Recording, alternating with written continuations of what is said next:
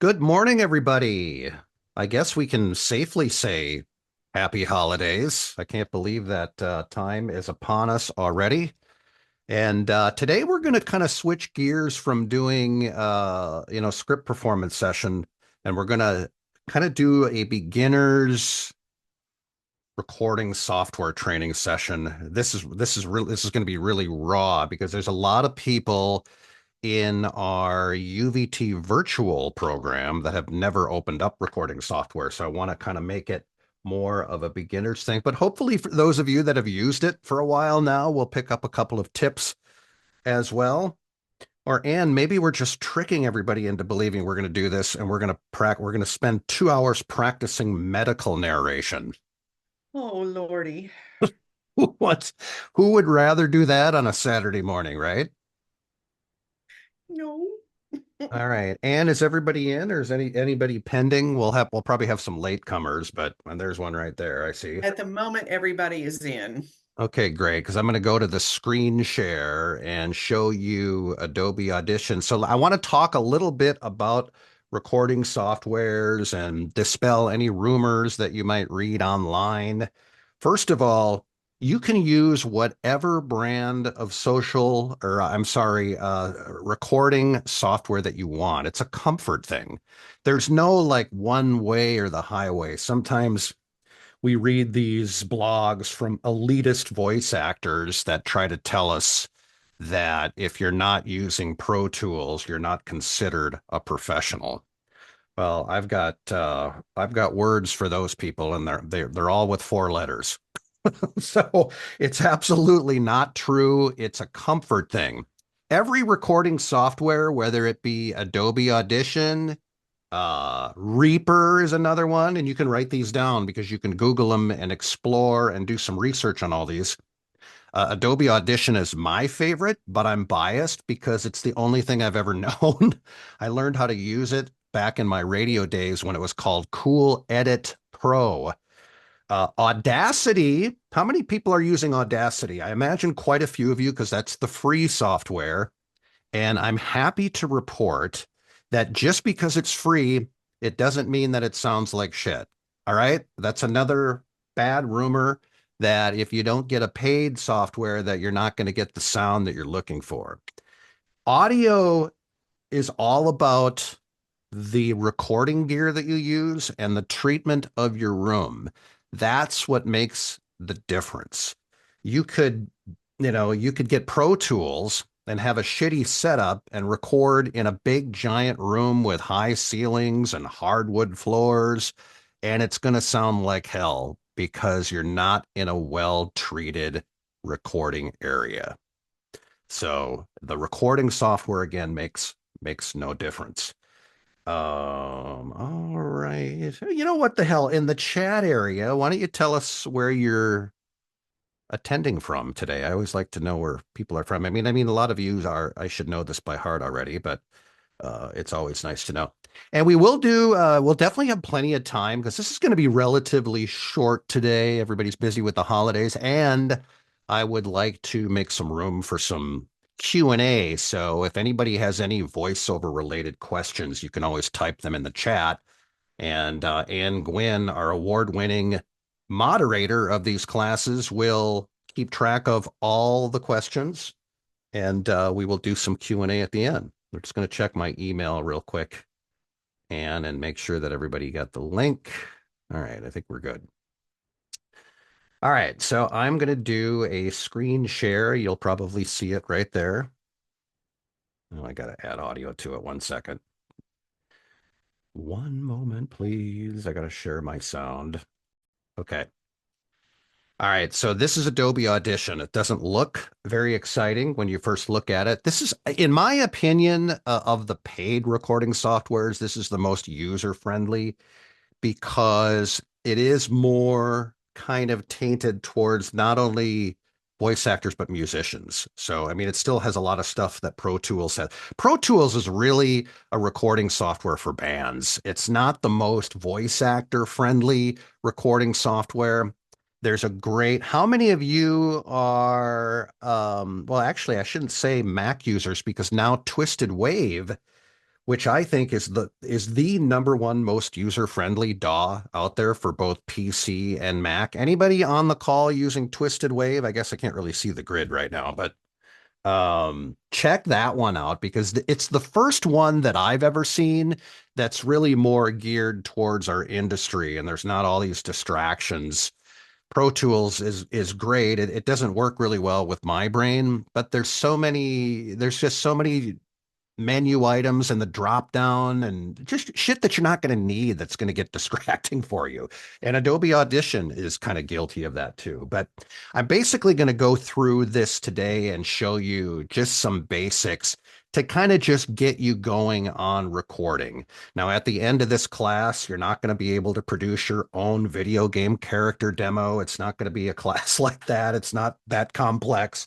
But what it will do is if at the end of your training program and you have your demos professionally produced, it'll help you, with your auditioning process.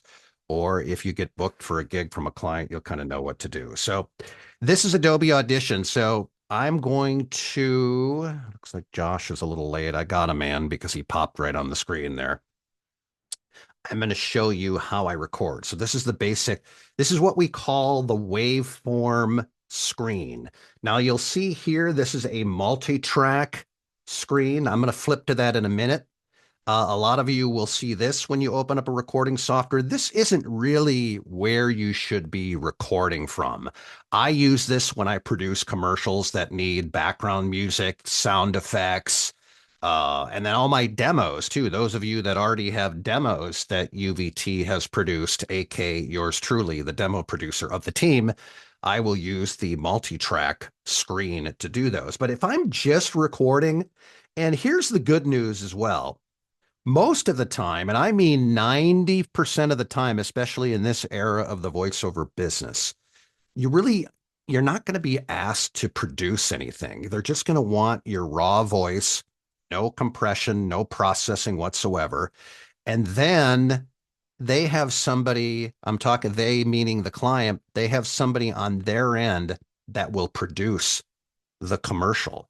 This works with not only commercials, but e-learning narration, explainer video narration, political, medical, IVR, audiobook. They have a producer on their end. Now, for those of you who are audiobook narrators, there are, a lot more times where you have to do all the editing, which that can make it quite the complex project, but we'll get into that later. All right. Before I even hit record, which by the way, all the controls are right down here. It's really easy to use. I try to get people to get into the frame of mind that recording software is nothing more than an online tape recorder. Try to keep it that simple. And if you can keep it that simple in your brain, you won't stress out by all the other shit that I'm going to show you right here. Because there are tons of drop-down menus, but I guarantee you don't really need to use a lot of it. I'm going to show you how to remove a little noise and how to do a little editing in this class as well.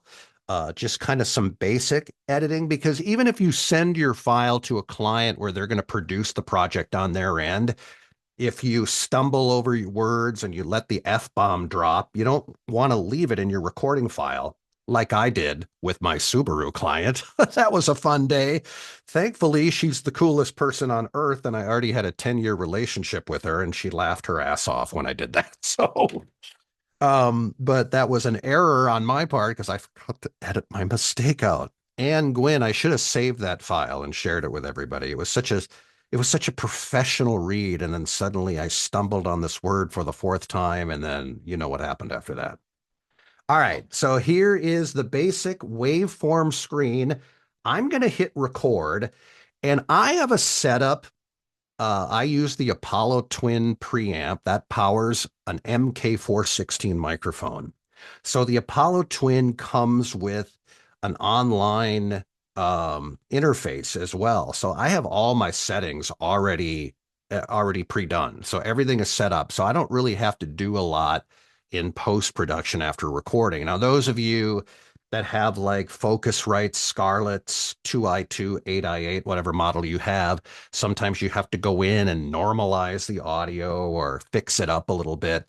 I have the Universal Audio console where I have all my settings the way I want them to be. So then there's really not a whole lot of work to do afterwards. But let's just start recording and see what happens here. So this is going through the Zoom filter. So you're going to see some uneven audio, which it doesn't normally look quite like this. But I'm just going to record a WAV file for a little bit here, and then I'm going to hit stop. By the way, in every single recording software, you can hit your space bar on your keyboard to hit stop and start. It's part of the shortcut keys. I recommend setting up as many shortcut keys as you can, whether you're using Reaper, Audacity, so I think Sony SoundForge is still around, or Adobe Audition, because if you can navigate from your keyboard, it saves a lot of time. I have every letter on my keyboard is spoken for some type of editing tool on the DAW. All right, so I'm going to play this back, see what happens here. So this is going through. Anne, could you hear that? Okay, you couldn't hear that. Okay, so nobody is hearing the audio back. All right, let me. But I'm just going to record. How's that? Is that being played back? Oh, okay, good. All right, so here is. Oh, I'm just going to pretend now that this is like a quick 15-second commercial. I mean, we know it's just a test recording, right? So it's not. Now, clearly, I have breaths in here, right? So what I'm going to show you first is taking out breaths. Now, does anybody have the iZotope RX programs? They have a they have a tool called Debreather. It doesn't work very well, but their declicker works really well. Look up iZotope if you've never heard of it. It's basically a plug-in tool that you can implement in any recording software to help clean up your audio, pretty much. I'm not a fan of the debreather, so what I usually do is I will take them out manually. And you can easily see where they are, right? Here's a breath right here. Here's a really big breath right here. And I want to take those out. So I'm going to show you how to do that first. Now, what you don't want to do is this. First, if you want to edit, roll your cursor over the part you want to edit, just like that.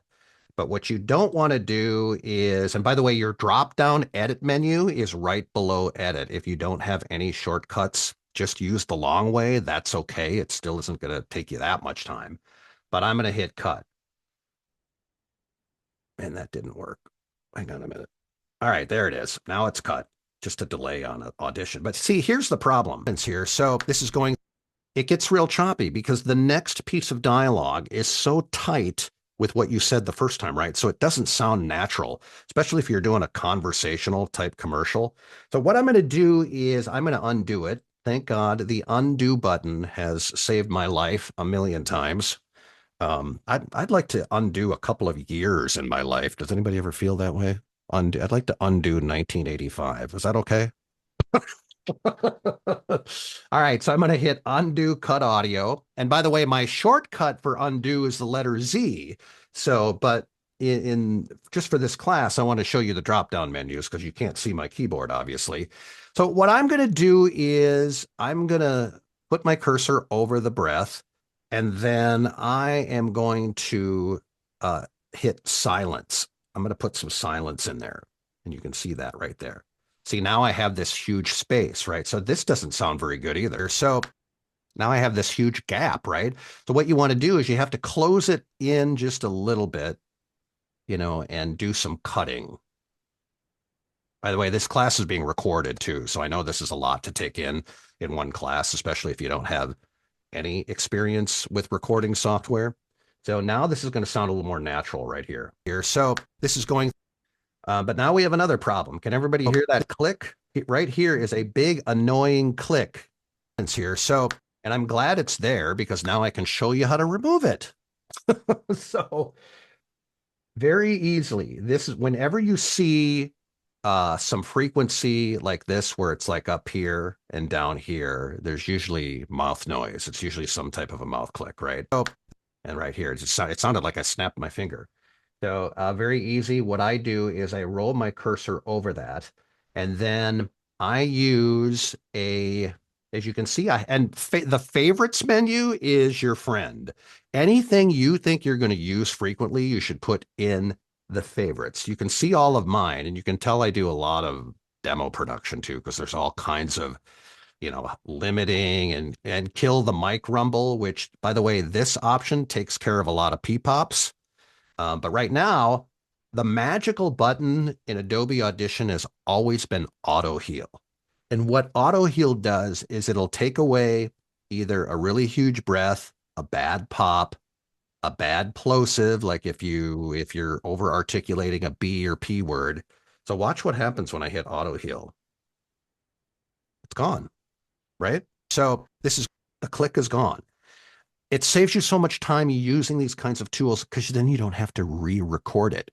Because back in the day, way, way back in the day, you used to have to re-record it, right? But that's not the case because even Cool Edit Pro didn't have as many drop-down menu items as Adobe Audition now. I mean, we're talking this is like the mid to late 90s at this point here. So this is going, and then you just kind of play with it to make sure that some of that sounds, conversational enough. And here's another breath right here. So we're going to get rid of that. By the way, my shortcut key to insert a silent space is the letter 2, and see it's gone. All I did was hit the number 2. When you're starting, you'll have to find all of this stuff in the edit drop down, and some of them are over in effects. You'll see effects right here where all your processing tools are. You can EQ it. Like the EQ is pretty easy too. In fact, I'll show it to you right now just because I'm there. You see that right here? If you have audio where it sounds a little too like there's too much low end, think about it. This is just like an EQ on a sound mixer. You could just turn the bass down a little bit right here, or turn the high ends up a little bit, maybe some mid range.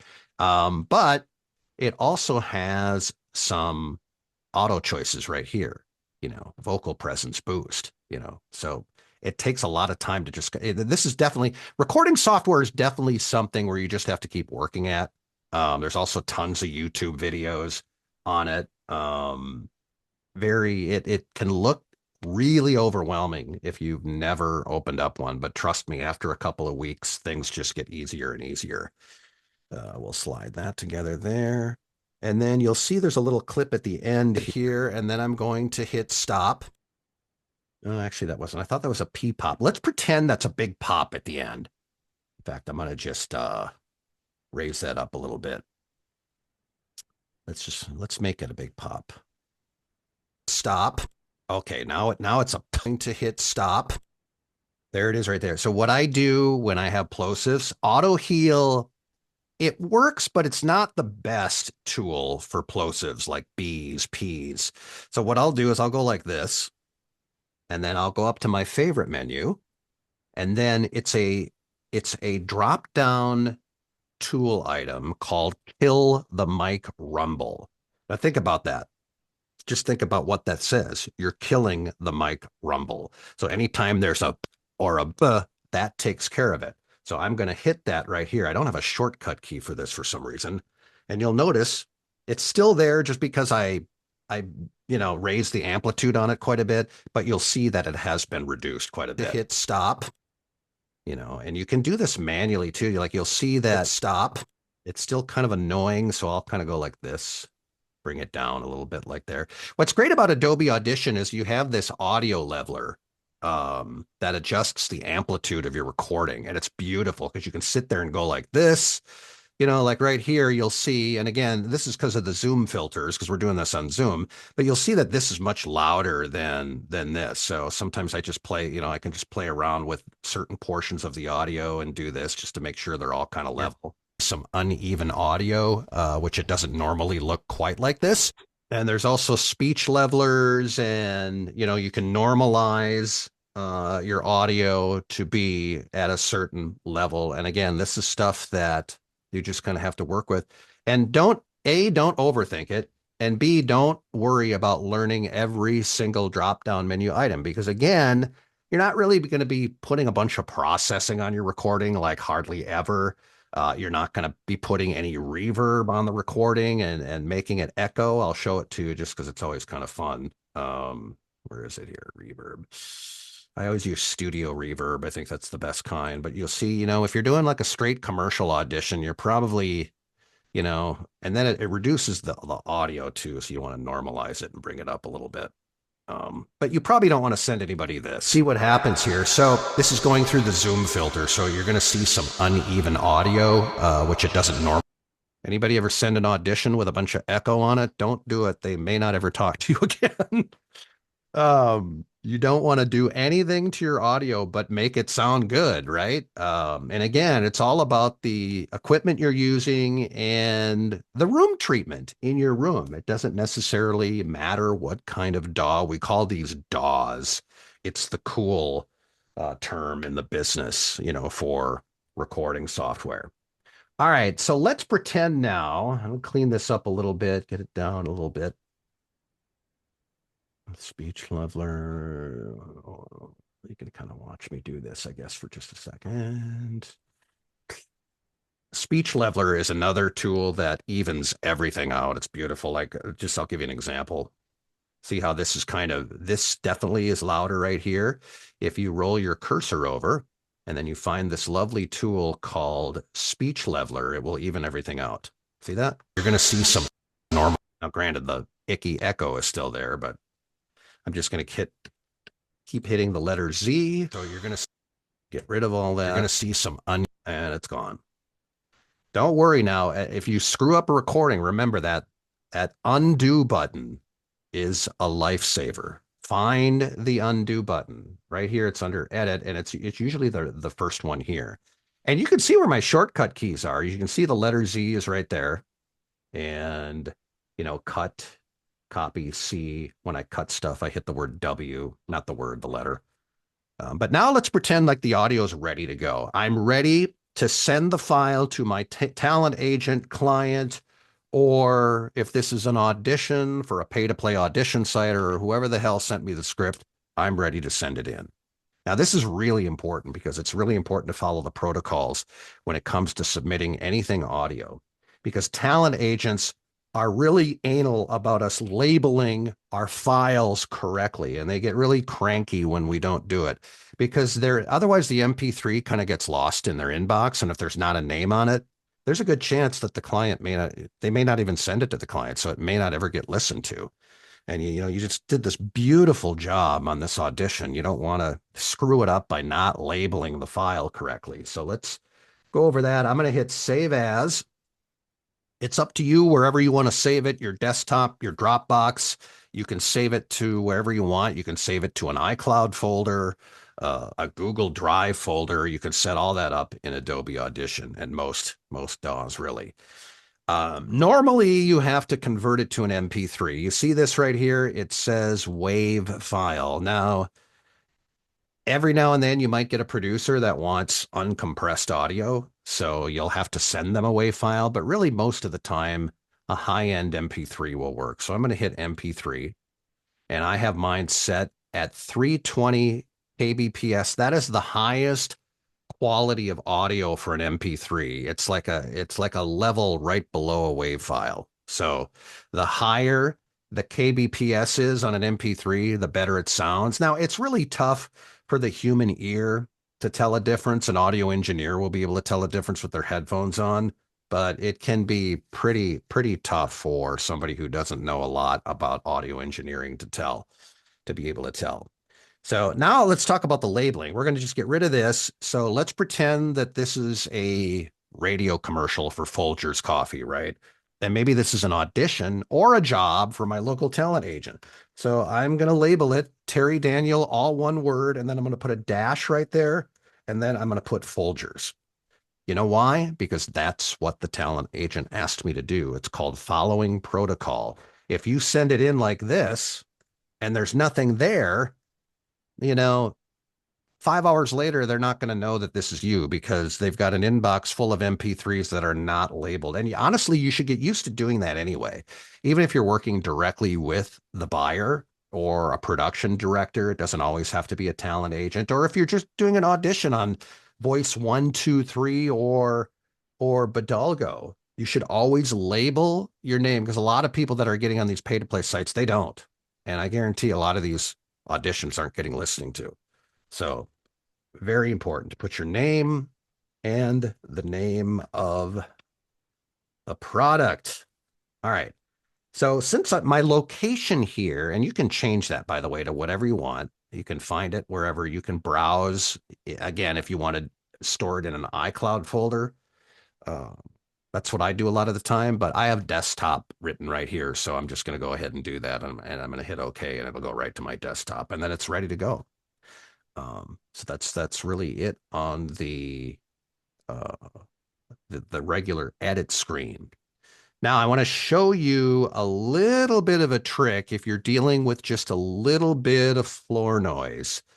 Again, I don't deal with it. I have what we call an expander gate. I'm going to show you. I'm not going to show you how to use it because it gets pretty complex. I'm going to bring up my UAD console if it'll come up. Sometimes it has a hard time loading when I'm doing a Zoom class. But, right, 1 second here. And then once again, if you guys have questions, just put them in the chat and we'll get to them at the end. I'm going to share this with you momentarily here. Can everybody see that? So this is what the UAD console, this is what powers my microphone. And I want to show you a tool in here just for the heck of it because it's so wonderful. This is how, if there's any room noise to speak of, I have what we call an expander gate. There it is right there. Regular gate, expander gate. I'm not going to show you everything. This is really, really complex stuff. But what I just want to tell you what it does. It basically eliminates excess noise, anything further from 5 feet from my microphone. I can hear it in my headphones and my monitors, but it will not make it in the recording. It's a beautiful thing. It gets blocked. And it's all because of this right here. All right. Now we are going to go back to Adobe Audition. One moment, please. All right, back to Adobe Audition. But I do want to show you a little bit of a tool. So let's say if there's a little bit, you're hearing it, you're hearing this. See what happens here. And then you're hearing a little bit of floor noise. You know, there's a little bit of air in the back. So I'm going to show you what to do here. What you want to do is you want to insert some silence into your DAW here, if I can find it here. See what happens. Oh, that's not working. That's not working either. 1 second here. All right, well, we got to go up and find it, apparently. My shortcut key isn't working, so that is kind of ridiculous. Stand by. Okay, insert silence. So what I'm going to do here is just going to put the number 5 right there. So here is silence. This is now dead silence. So what you want to do, since there's noise in here, what we're going to do is we're going to take a print of the noise. So we're going to go like this. And then you're going to go up to effects, and there's a neat little tool called noise reduction process. So I'm going to click that right here. And then what we're going to do is we're going to capture the noise print. And there it is. As you can see, I purposely put in some noise. And then what we want to do is apply it, not like that. You know, actually here, no, here's what we want to do here. I haven't used this forever because I don't really need it anymore. We want to put our cursor over the silent part of the recording that we inserted. So do that. And then, again, we're going to go up there. So my apologies. I kind of did everything backwards. Noise reduction. We are going to capture it one more time. There it is right there. And now we're going to put it, and then what it's going to capture the noise print. And then you want to put your cursor over the entire audio and then hit apply, and then it will be gone. As you can tell, in between all the words, there's nothing. See what happens here. So this is going through the zoom filter. So you're going to see some. Now what do we have to do? Oh, we've got this huge space we need to get rid of. You don't want to send that to a client, right? Because it's like, what, about 10, 5, 6 seconds of empty space. So put your cursor over there and we're going to cut it. It's a nice tool. Yeah, you'll have to play around with it a little. Again, it's called the noise reduction tool, and it's right there. And they have some drop down menus too, but again, this is where you capture the noise print.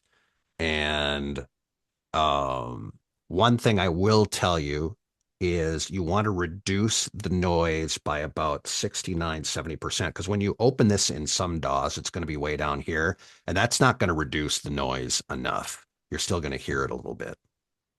And if you have just a little bit of room noise going on in your room, guess what? Regular clients that you're working with on a regular basis, they can't really hear it.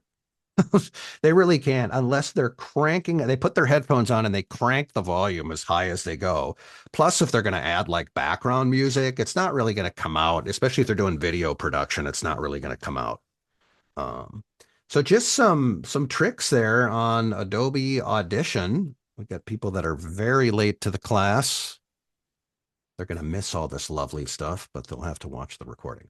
And just to show you a little bit on the multi-track recording, where it gets really can be a little overwhelming. I just want to show you when I do demos what it tends to look like. So I'm not even done with this one yet, and you can see that this is about what 5, 7, 8 tracks deep right now. All the vocals are up here. We've got background music, various sound effects, sound effect right there, background music, more sound effects.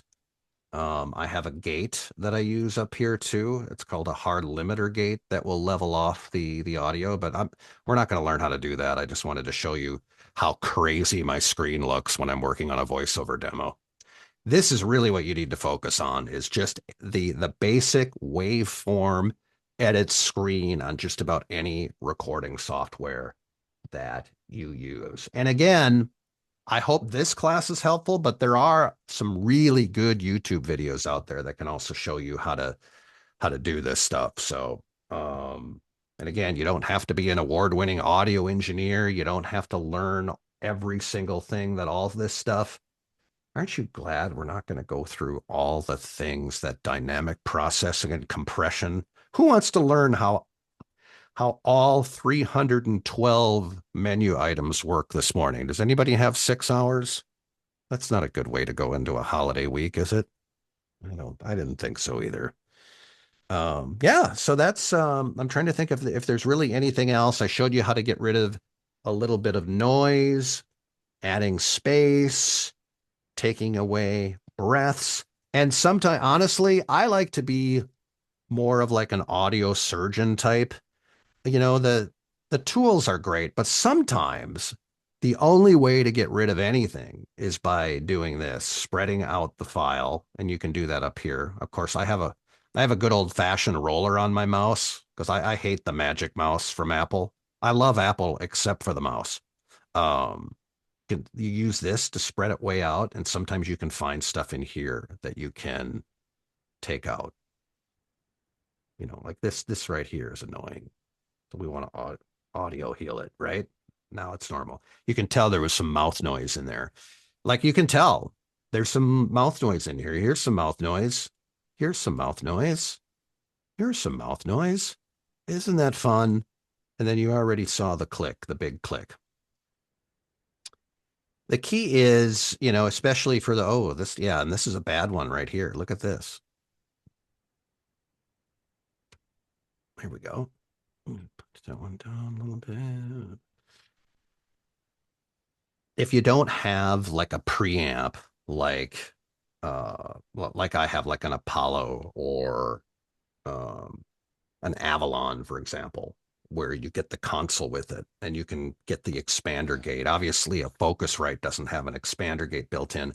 So you really do have to come back and listen to the audio when you're done recording and make sure that it's good enough. And I say good enough because it doesn't have to be perfect.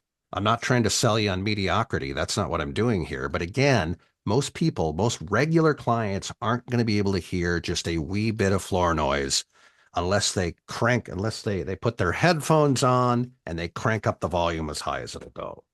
Um, especially for like explainer video narration and e-learning, any kind of technical narration, they're not gonna care about that. I mean, we don't want it to sound like we don't want that in the background. Like, and we can't hear Chuck, who's working on the house. Thank goodness. Oh yeah. Is he done? Is it what is he fixing? The power grid or something? He's putting in a instead of a 110, whatever those things are called, he's putting in a 220 version Oh, right on.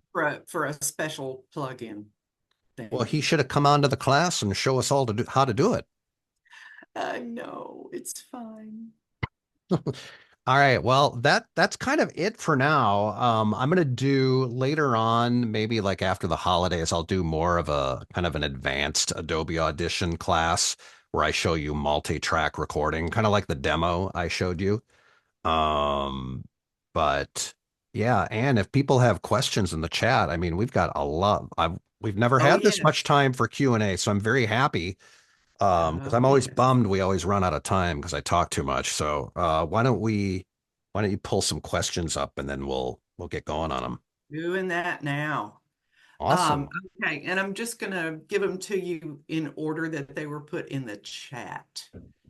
Okay, Jackie, what is the difference between normalizer and compressor, and which is best to use in Audacity? Yeah, well, compression will it'll crunch the file and it'll also put a little bit of processing on there. So you don't really want to use compression when you're working with really any client unless they ask you to do it. I would use the normalizer because basically that works the same way as a speech leveler does, where it does what it says it does. It normalizes the audio. So when you saw little peaks on my wave file of, peaks that were louder than the other, normalizing will take care of it. Or it's also good for those of you that have Focusrites. You might notice that when you look at the audio, it's really low. The dB level is really low, and normalizing will bring it back up. I mean, you can do that manually too, but normalizing will just do it in one click. And Okay. Cassie is asking, what are some good numerical values to make sure we are in range for our noise floor and general sound? you basically want what I'm usually at about, I'm looking at Adobe Audition -3 on the dB level. I Mhm. don't usually have any room noise just because of that expander gate. Um, but again, if you do have a little bit, you can use that noise reduction tool, and pretty much every software has that, where you have to do a noise print of your floor and then put it over the entire recording, and it'll take away the noise. So I'd say try it about probably like a -3, -4 noise floor. Definitely listen to it though too, because numbers can be deceiving, and what we're always supposed to do doesn't always sound that way. And again, if your room is treated well, it's not something that you're going to have to worry about very often, really. And Okay. Brian Hess asks, do you need to put a slate at the start of your audio stating your name and what the audition is? Brian, that's a great question. A lot of times, yes, if you have a talent agent, they'll want you to slate before the audition. So, for example, remember I was pretending like I was putting together something for Folgers. So I would have, like, my local talent agent is Wayman Talent here in Minneapolis. So I would go Terry Daniel, Wayman Talent, Folgers, and then leave a 1 second pause before you start recording. If you are auditioning for a client direct, or let's say you're on Voice 123 or one of those pay to play audition sites, normally you really don't have to slate unless the client is requesting you to do so. So, yeah, always follow direction, always follow proper protocols, because it's really going to be different, not only with every project, but, with every talent agent as well. And Okay. Has anyone used Elgato Stream Deck for DAW editing shortcuts? somebody can certainly chime in the chat if they have. I have not used any of that. And Okay. And yes, Universal Audio is the company that makes like the Apollo Twin. I love the Apollo Twin. So if you're those of you that have Focusrites and you're in a position to eventually, I mean, what you have is great and it'll work for doing voiceovers for as long as you want it to. But if you just want a little bit of a thicker sound, a little bit more of those sounds that you get from offsite studios, the Apollo Twin products aren't that much more expensive than like an 8i8 Scarlett. I mean, I think I paid $900 for mine, and that's, I mean, that's a little steep, but there's so many different options that you can use on that console that I showed. Uh, you can actually use other preamp plugins. Do you mind if I show you? You guys mind if I show you that real quick? I'll just show it to you. So this is the console on, this is the Apollo console from UA. Look at this. I go through analog one to record, make sure that 48-volt button is pushed in. How many people even have the Scarlett where you forget to push the 48-volt button? And then you're wondering why nothing is recording. That has happened to me so many times. But check this out. This is a paid plugin. It's the Avalon preamp, the virtual version. Look at that. Isn't that beautiful? Instead of spending $3,500 on the actual product, you can cheat and buy the plugin. So this is basically, even though I'm using the Apollo Twin, I'm going through the Avalon vacuum tube preamp, and it's effing fantastic. So you have those choices when you have something like the Apollo Twin, where you can go in and you can get these mixers. Again, it can be very overwhelming and quite scary if you're an audio geek like myself and you feel like you want to always like buy all this stuff, even if you don't need it sometimes. But my excuse is what the hell, it's tax deductible. All right. And It says, Peter wants to know, do you recommend adding EQ to auditions? What about other processing like compression and normalization? definitely normalization and not compression unless you're really being asked to do it. I mean, if you're like, let's say if you're asked to produce a radio spot and they want you to do the full production, then you want to beef up the audio a little bit. I mean, you can use all kinds of processing tools in Adobe Audition, but the normalizing tool especially is going to be especially effective if you have the Scarlett preamps, because normally the audio sometimes isn't loud enough, and that'll bring it up. What was the other part of Peter's question? I just erased it. Yeah. It was what about compression and let me find it. Or Peter, better yet, can you chime in, please? Yeah, Peter, just repeat the question. That'll be easier. I think we answered it, but I feel like I missed a small part of it.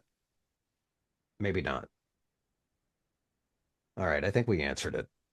Okay. All right, next, Dan. Sebastian's asking, is speech leveler the same as normalize? Pretty much it doesn't lift the dB level like a normalizer tool does, but what it does is here's why I love the speech leveler. I use it like, for example, if students send me their audio for like a demo and some of the audio isn't, some of the audio is louder than other pieces of audio. Like let's say if you're reading like a Folger script, it's 15 seconds long, and two of the lines are kind of loud, right? And the other ones are kind of a little too light. I use the speech leveler first before I do any production. That way, everything is at the same dB level. Now, there's times where it needs to be maybe just a little bit louder because there's more action in the recording towards the end, and that's okay. But I try to get the basic vocal down to, you know, so it's pretty level before I start any production on demos. Then I start, kind of waving my magic wand and doing all this other fun stuff. And Cassie's asking, what's a good setting for your floats when setting up your settings for recording? when I record, and by the way, when you set up like Audacity and like Adobe Audition, for example, it will automatically be at about 41,000 sample rate.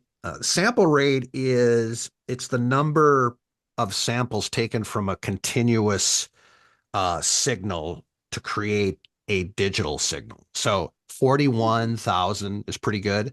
And then anything at like a 16 or 24 bit rate, you can see this all in your DAWs right now if you want.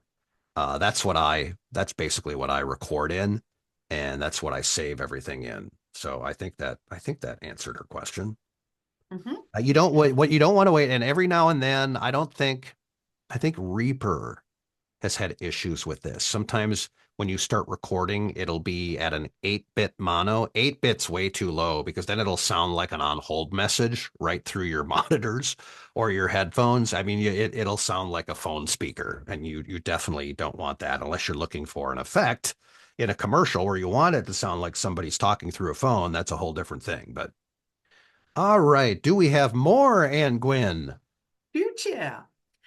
Chris, I use CapCut already for producing podcast videos. Can I use CapCut for VO work as well? See, that's why I love these classes because I find out about other recording softwares that I've never heard of. So that's what I love. Hey, if it's, if it's similar to what you just saw in the class and you can use it, then go for it. One question I always get is, can I use GarageBand to do recording? GarageBand has a lot of distractions on. I mean, it'll record your audio. It's not real user friendly for voiceover. It's really more of what it's supposed to do. You're putting loops, music loops, and all that kind of stuff together for a song or whatnot. It'll do the job. And I know a lot of people like to ask about because it basically just comes with your Mac or iPhone, right? But if you're going to do that, spend a couple of bucks and get Twisted Wave is fantastic. If you've never heard of Twisted Wave, I wonder if I have it on I don't think I have it on this machine anymore, but if I do, I can show it to you. And no, you use Adobe Audition, right? I do. I always thought you used any Twisted Wave users in the class? It's great. I mean, it's super user friendly. Again, it feels like that's the first recording software where it feels like they had voice actors in mind when they started developing it. Adobe Audition, Pro Tools, I mean, they're really music DAWs more than anything, but we just use them for voiceover. And I have Twisted Wave on my iPad, and I use it when I travel. In fact, show it to you on the. I have this up. Let's see if I can find it here. If I have it on, I can at least like put it in front of the camera and show you to you if I still even have it on here. My iPad is feels ancient at this point. All right.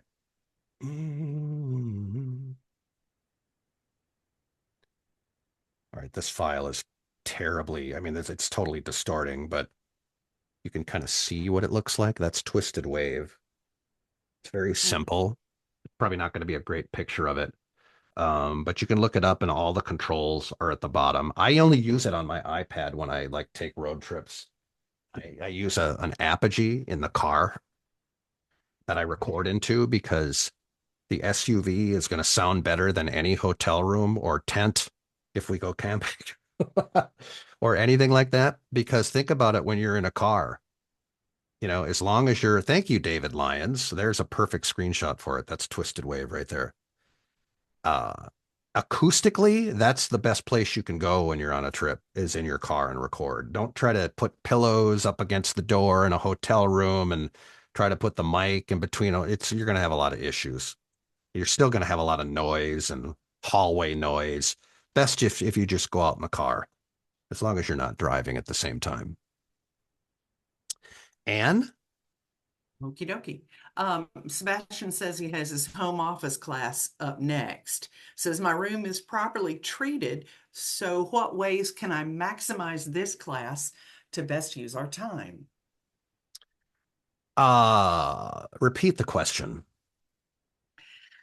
His home office class is up next. He says his room is properly treated. So Mhm. what ways can I maximize this class to best use our time? I assume that's a home studio setup kind of class that he's talking about. Well, this is a perfect 1-2 punch. Oh, Yeah, you're it's getting with with, Jan. oh, he's getting with Jan today. Oh, that's great. He's doing a Saturday class with Jan. That was nice of him to do a Saturday class. I always thought I was nicer than Jan until I heard that. Uh, no, no, that's perfect then. Now, Sebastian, you had this class, and then Jan will go over room treatment. So it's a good 1-2 punch. So you're already really maximizing your time by being here and then meeting with Jan after that. I don't really have any magical thing to say other than that. Okay, Bob's ready? got to go. Thanks, Bob. We'll talk to you soon, man. Thanks for coming. Bye. Appreciate it. Appreciate you being here. Let's take one more, Ann, and then we'll start to kind of wrap it up. Okay, I've got a bunch more Unless than there's like, one. okay, well, we can do a couple. Well, I guess it's only 10 too. I'm always used to running late, but well, Mm. let's keep going for a little bit here. That's cool. Okay, Chris is asking, should the gain on your microphone be all the way down when you record? It again, it depends on, that's a really good question, and it's totally going to depend what kind of audio interface you're using. I can't show it to you right now, but my pre is up about halfway on the dial on the Apollo Twin, about 50%. I do know, and a lot of you can be my witness, if you're using Scarlett interfaces, you do have to turn it up pretty high to get any kind of decent audio. That's my only kind of gripe about the cheaper interfaces, because you do get what you pay for if you use like an Apollo twin preamp, or a DBX or an Avalon like I showed. It's got so much phantom power in it that you can only turn, I mean, if you turn it up halfway, it's almost a little too loud, right? So good question. Blake said 50% on the Volt 176. Yeah, that's a good preamp because it's got enough power, where the Focusrites have, it's almost like it's got gas in the tank, but not a lot of gas. So you do have to kind of crank it up a bit to get any kind of decent audio. But they're serviceable for sure for the price. Any of the Scarletts are. But if you have a choice, check out the 8i8. It's got a little bit more phantom power than the 2i2. It's a little more expensive, but you'll be able to tell the difference.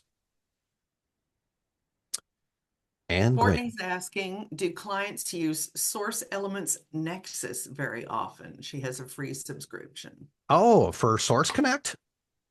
That's Mhm. great. Yeah, I have Source Connect Pro. I use it once a year, unfortunately, but I keep it around just in case my agent tells me that a client wants to use it. So what Source Connect is, it's a kind of it's a virtual ISDN line. For those of you that remember ISDN line, this is where the client can take the recording on their end, and it's a clean recording. Um, it's all IP to IP these days. There's no like TELUS machine. There's no phone line anymore. There might be a few areas in the country that still have an ISDN line, but it's really expensive. I mean, 10 years ago, it was $1,100 a month if I got an ISDN line put into my studio. I'm like, well, I'm asked to use ISDN maybe once a year, so pretty sure that's not a good investment.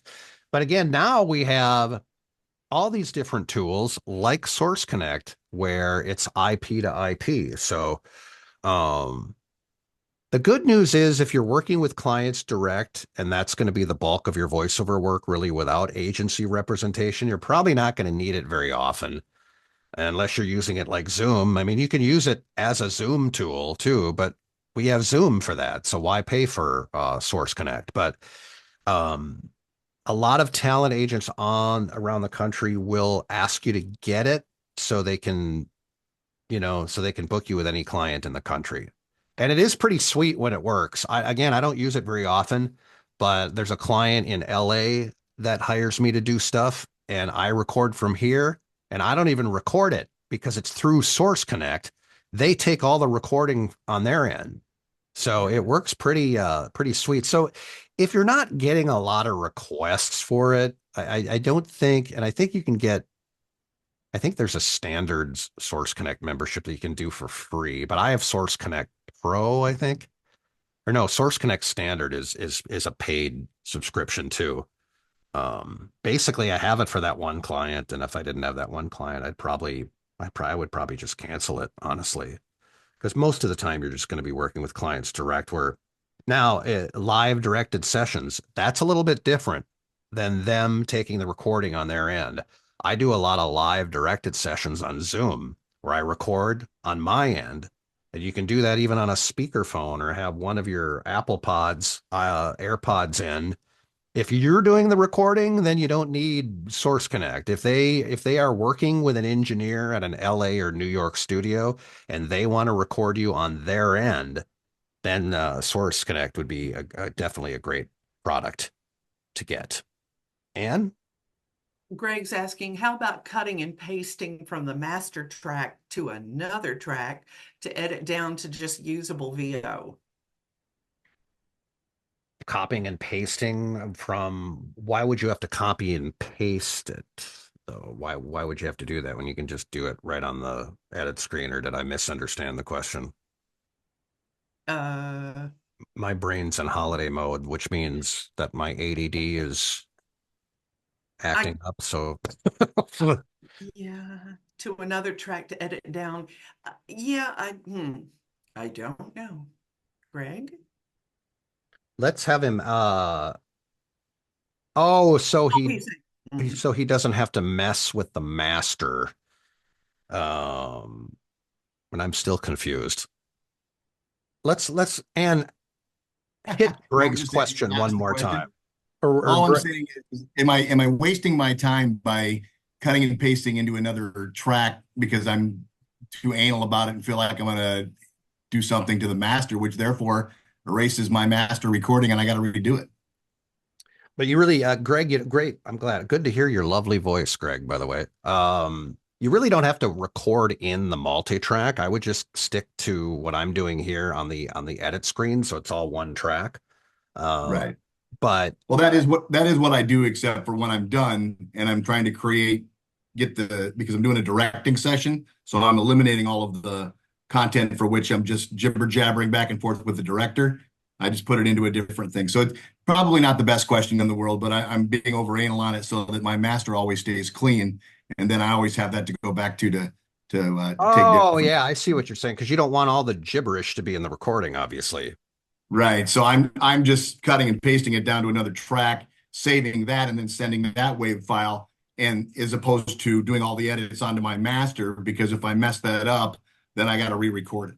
Yeah, and you don't want to re-record it. So I get what you're saying there, Greg. Greg, send me I don't know if I can look at it today, but send me a screenshot of that too. I'd love to see it. Uh Cool. Shall do. Yeah. no, thanks, That's man. on Ableton. So Oh yeah, Ableton is another good one. Yeah, thank you, Greg. I appreciate it. Why don't we do, all right, so it's 2 minutes to 11. Let's officially do one more question, Anne. I have 5 questions All so right, far. all right, we're gonna only do one more.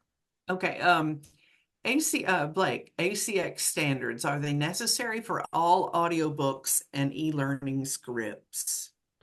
ACX, you'll have to check with ACX because I'm not familiar with if their specs are the same or not, because they change them around all the time. But I don't know if anybody else is anybody in here that does, and Lori's not in here today because she's done a few audiobooks with ACX. If anybody wants to type it in the chat, because I honestly don't know, because I haven't been on ACX for years because I don't do audiobooks. So I'm not gonna be much help in as far as what their specs are these days. Well, now since I'm not going to end on that one, so let's do one more, Anne. Okay. Sorry, I'm not going to be much help. Have a great Thanksgiving, everybody.